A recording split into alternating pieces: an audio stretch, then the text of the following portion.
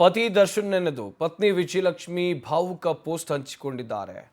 ನಗುತ್ತಿರುವ ಮುಖದ ಹಿಂದಿನ ನೋವು ಭಗವಂತನಿಗೆ ಮಾತ್ರ ಗೊತ್ತು. ಸೋಷಿಯಲ್ ಮೀಡಿಯಾದಲ್ಲಿ ವಿಜಯಲಕ್ಷ್ಮಿ ಈ ರೀತಿಯಾಗಿ ಪೋಸ್ಟ್ ಹಂಚಿಕೊಂಡಿರೋದು.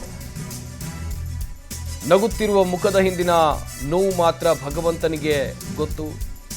ಈ ರೀತಿಯಾಗಿ ವಿಜಯಲಕ್ಷ್ಮಿ ಪೋಸ್ಟ್ ಹಂಚಿಕೊಂಡಿದ್ದಾರೆ. ಕೊಲೆ ಕೇಸ್ನಲ್ಲಿ ದರ್ಶನ್ ಜೈಲುವಾಸ ಹಿನ್ನೆಲೆಯಲ್ಲಿ ಭಾವುಕವಾಗಿ ಪೋಸ್ಟ್ ಹಂಚಿಕೊಂಡಿದ್ದಾರೆ ವಿಜಯಲಕ್ಷ್ಮಿ.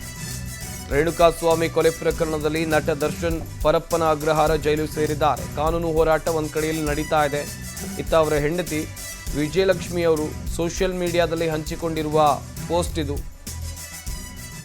ಗಮನಿಸ್ತಾ ಹೋಗೋದಾದ್ರೆ, ನಗುತ್ತಿರುವ ಮುಖದ ಹಿಂದಿನ ನೋವು ಭಗವಂತನಿಗೆ ಮಾತ್ರ ಗೊತ್ತು ಅಂತೇಳಿ ವಿಜಯಲಕ್ಷ್ಮಿ ಭಾವುಕವಾಗಿ ಪೋಸ್ಟನ್ನು ಸೋಷಿಯಲ್ ಮೀಡಿಯಾದಲ್ಲಿ ಹಂಚಿಕೊಂಡಿದ್ದಾರೆ.